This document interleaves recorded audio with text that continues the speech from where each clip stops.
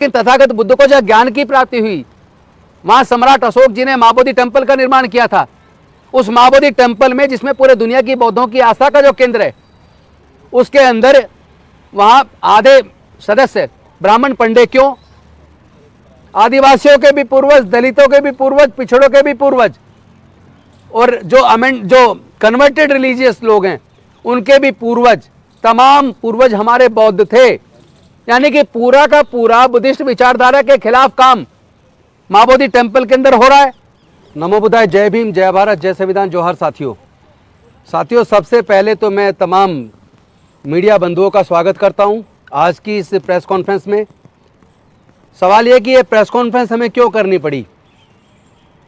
तो press conference करने का असली वजह यह है कि जो बोधगया स्थित महाबोधि महाविहार है, उसके अंदर जिस तरह बौद्धों की बजाय उसके संचालन करने पर पूर्ण कब्जा ब्राह्मणों का है, ये किसी भी दृष्टि से उचित नहीं है।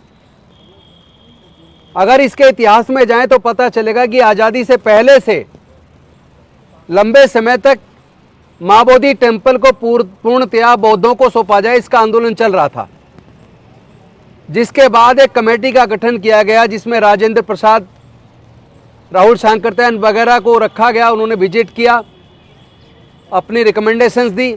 उस रिकमेंडेशंस के खिलाफ राहुल शंकरतैन थे, लेकिन उसके ऊपर 1949 के अंदर बुद्धिस्ट टेम्पल मैनेजमेंट कमेटी का एक एक्ट बना, और उस एक्ट में कुछ ऐसे प्रोविज़न किए गए जिसमें एक बात तो ये थी कि उसके अंदर मेजॉरिटी में हिंदू होने चाहिए। दूसरा ये था कि उसका चेयरमैन डीएम होना चाहिए, और डीएम भी ब्राह्मण। और तीसरा ये था कि जो महंत उस मंदिर के अंदर होगा, उनके ही आने वाले बच्चे उसमें महंत बनते चले जाएंगे। और एक और बात उस एक्ट में कही गई थी कि महाबोधि टेम्पल मैनेजमेंट कमेटी का कार्य बेसिकली जो भी हिंदू या बौद्ध यात्री वहां आए उनके लिए व्यवस्था करना, या जो लोग पिंडदान करने के लिए आएंगे उनके पिंडदान की पूरी व्यवस्था करना।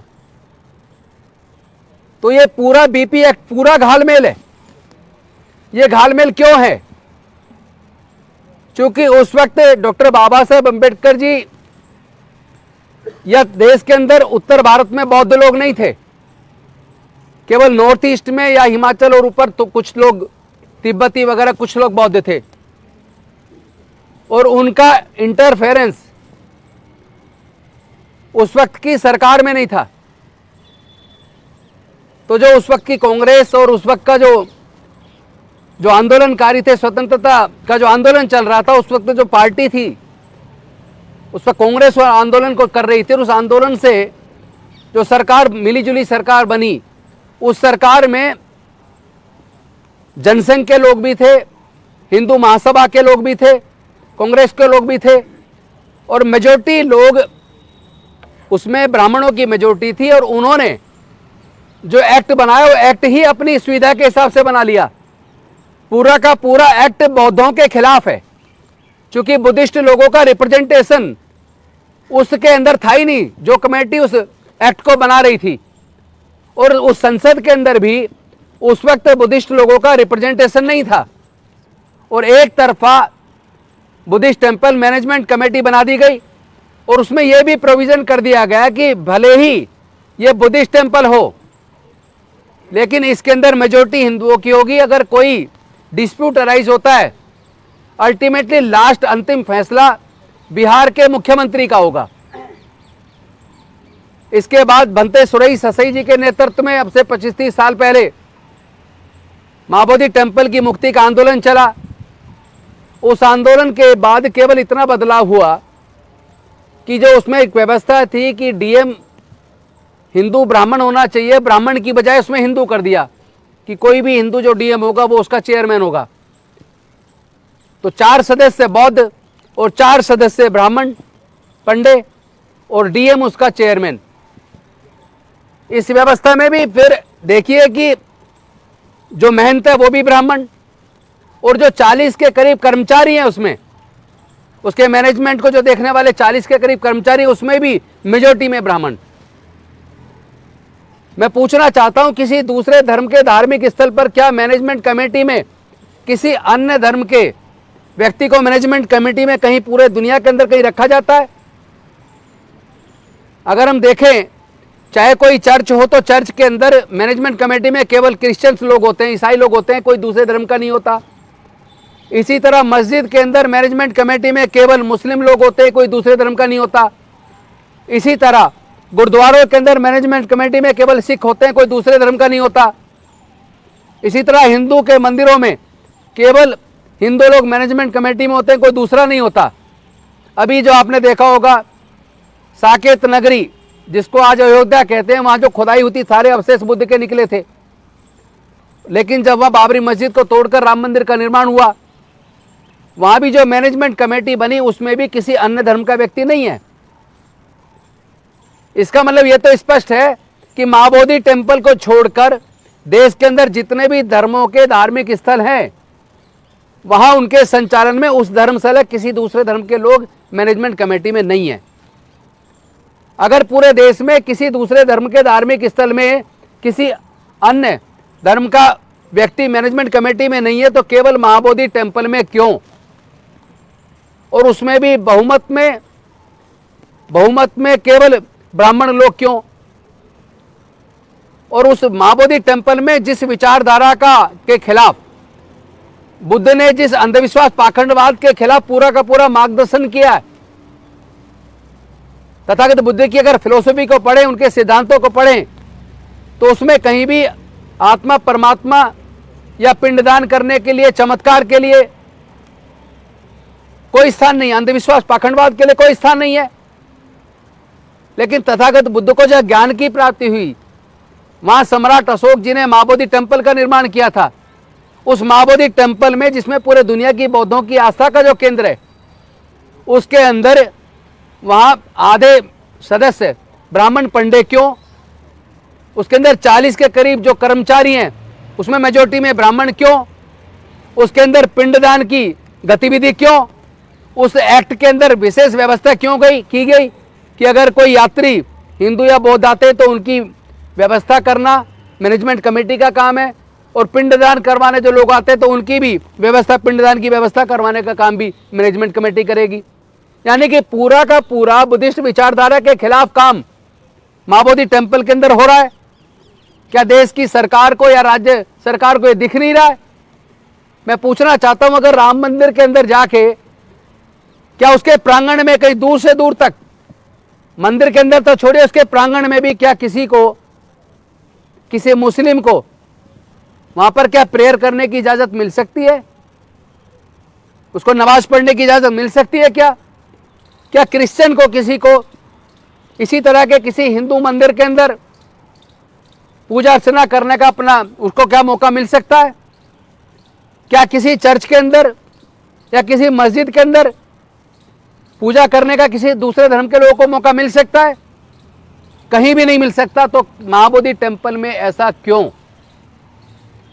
यानी जिस विचारधारा के खिलाफ जीवन का एक मार्ग, दुखों से मुक्ति का मार्ग तथागत बुद्ध ने दिया, मोक्ष प्राप्त करने का जो रास्ता तथागत बुद्ध ने बताया, उसके पूरे खिलाफ जाकर एक व्यवस्था महाबोधि टेम्पल में बना दी गई उस वक्त की सरकार के द्वारा। लेकिन समय समय पर भारत के संविधान में भी अमेंडमेंट हुए। अभी आपने देखा होगा Indian evidence act, Indian penal code, criminal procedure code के अंदर भी अमेंडमेंट हुआ है।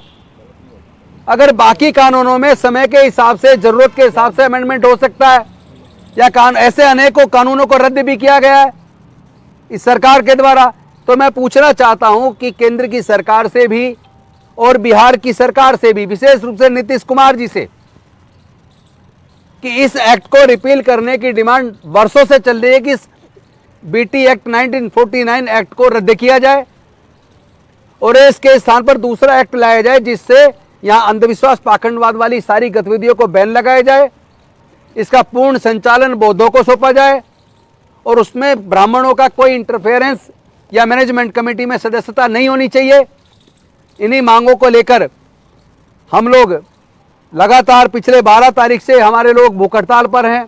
पूरे देश के अनेकों जिलों में लोग धरना प्रदर्शन करके ज्ञापन सौंप रहे हैं।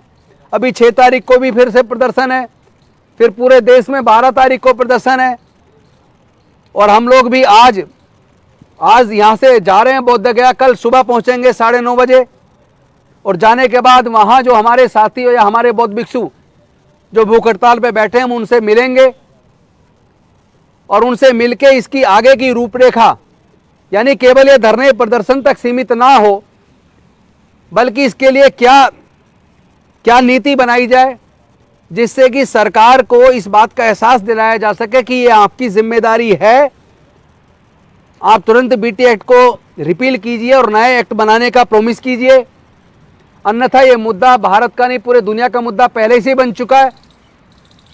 दुनिया के अनेक देशों में इस मुद्दे को लेकर धरने प्रदर्शन चल रहे हैं, भारत के अलग अलग जिलों में प्रदर्शन चल रहे हैं। और एक और सच्चाई मैं आप सबके सामने रखना चाहता हूं कि भारत के इतिहास को पढ़ने और खंगालने के बाद यह बात साबित हो जाती है कि देश के आदिवासी, देश के दलित, देश के पिछड़े और देश के कन्वर्टेड माइनॉरिटीज़ के लोग, चाहे वो सिख बने हों, चाहे वो ईसाई बने हों, चाहे वो मुस्लिम बने हों, उनका अगर इतिहास देखेंगे तो उनके भी पूर्वज, आदिवासियों के भी पूर्वज, दलितों के भी पूर्वज, पिछड़ों के भी पूर्वज, और जो कन्वर्टेड रिलीजियस लोग हैं उनके भी पूर्वज, तमाम पूर्वज हमारे बौद्ध थे। और इतिहास ये भी बताता है कि पूरा भारत बौद्ध में था, लेके म्यांमार से ईरान, इराक तक। आपको याद होगा बामियान के अंदर उस वक्त तालिबान ने तोप के गोले लगाकर तथागत बुद्ध की उस प्रतिमा को तोड़ा गया था, खंडित किया था। इसी प्रकार आपको पता होगा नालंदा विश्वविद्यालय में बुद्धिस्ट साहित्य को जलाया गया था। और एक और मैं आपके सामने बात रखना चाहता हूं, तिरुपति बालाजी मंदिर के अंदर भी जो प्रतिमा है, वो जो मंदिर है, वो तथागत बुद्ध का मंदिर है।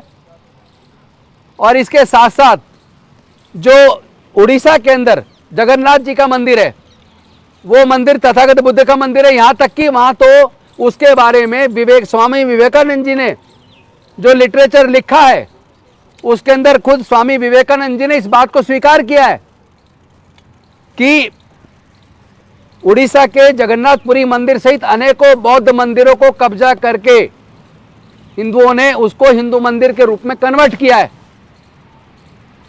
अगर इन तमाम, अब से 500 साल पहले तक हिंदू लोग कभी भी कोई मंदिर नहीं बनाते थे, कोई मूर्ति नहीं बनाते थे। मूर्ति बनाकर और वहां पूजा अर्चना करने का जो काम था वो केवल बौद्धों में था भारत में। तो 500 साल पुराने भारत में जितने भी बौद्ध मिलेंगे, जितने भी मठ मिलेंगे, जितने भी शिलालेख मिलेंगे, तमाम अवशेष इस ओर इशारा करते हैं कि भारत में सब केवल बुद्ध का अवशेष है। ये देखिए, ये अभिमन्यु दास जी ने लिखी है किताब, जिसके अंदर जगन्नाथपुरी के मंदिर के बारे में खुद स्वामी विवेकानंद जी ने कहा है।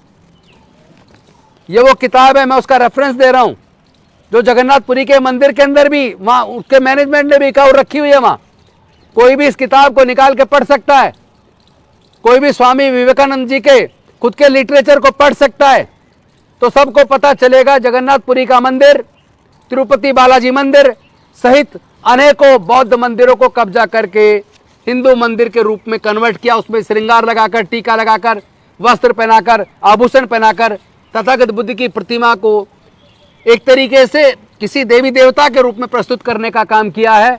ये दुनिया के बौद्धों के साथ धोखा है, ये भारत की संस्कृति के साथ धोखा है, और इस धोखे को हम उजागर करेंगे।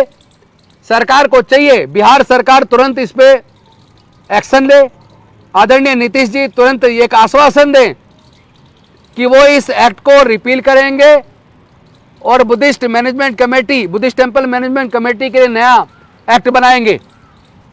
और अगर ऐसा नहीं करते हैं तो मैं भारत के प्रधानमंत्री जी से भी निवेदन करना चाहता हूं, भारत के सर्वोच्च न्यायालय से भी निवेदन करता हूं, इससे पहले कि पूरे देश का बहुत बड़ा आंदोलन बन जाए और किसी भी प्रकार की शांति भंग होने की कोई ऐसी स्थिति पैदा हो जाए, उससे पहले हमारे देश के न्यायालय सुओ मोटो एक्शन ले, केंद्र सरकार एक्शन ले, बिहार सरकार तुरंत एक्शन में आ जाए और इसको एक बड़ा आंदोलन बनने से या शांति भंग होने से रोके, इस एक्ट को तुरंत रिपील करे, नए एक्ट की व्यवस्था का आश्वासन दे।